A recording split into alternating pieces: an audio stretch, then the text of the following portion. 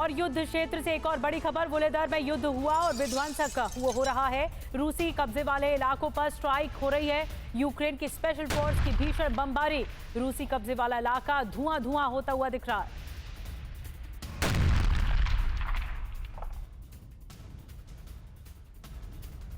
और एक और बड़ी खबर, वॉर जोन में एक और विध्वंसक खबर। सोलेडर पर रूस का विध्वंसक हमला। थर्मोबैरिक हमलों से थर्रा उठा सोलेडर इलाका। सोलेडर में रूसी हमलों से भीषण तबाही मची है। यूक्रेन का वेपन डिपो तहस नहस हो गया।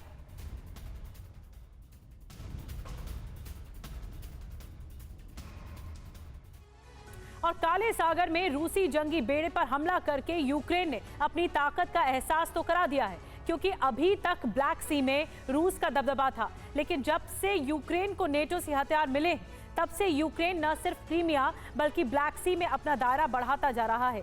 इस बीच यूक्रेन को F-16 फाइटर जेट मिलने वाले हैं, यानी अब क्रीमिया पर पहले से बड़ा अटैक हो सकता है।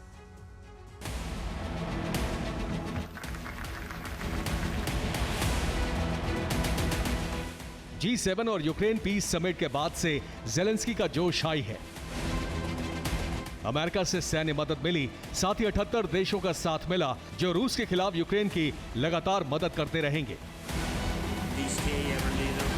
इस बीच डेनमार्क ने ऐलान कर दिया है कि सबसे पहले F-16 की खेप देने जा रहा है। हालांकि इस खेप को यूक्रेन नहीं बल्कि नेटो बेस पर तैनात किया जाएगा।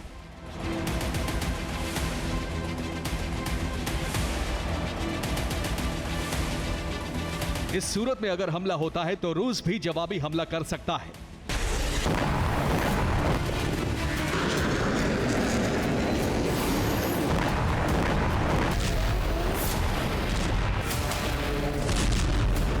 और उसके टारगेट पर वो नेटो बेस होंगे जहां F-16 की तैनाती हो सकती है।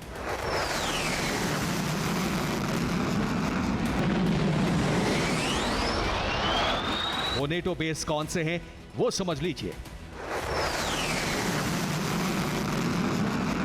Norway, Finland, Sweden, Poland, Romania, Estonia, Lithuania, Germany, Denmark, Italy, France, Britain और बेल्जियम।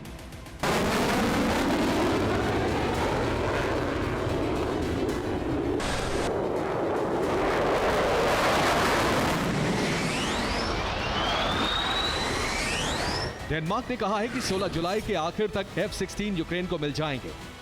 इससे खुश जेलेंस्की की तरफ से बयान आया है। मैंने पीस समिट के दौरान मैटी फ्रेडरिक्सन को शुक्रिया कहा। डेनमार्क के इस महत्वपूर्ण सहयोग के लिए F-16 का मिलना पीस समिट के फॉर्मूले को आगे बढ़ाएगा। यूरोप में शांति की स्थापना में मदद मिलेगी।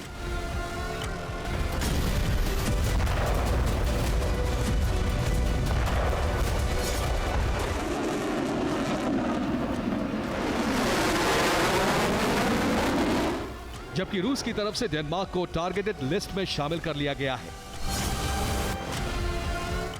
इससे यूरोप में तनाव बढ़ने का अंदेशा पैदा हो गया है। इस बीच यूक्रेन को एक नया ड्रोन मिला है जिससे वो काला सागर में रूस के जंगी बेड़े पर हमला कर सकता है।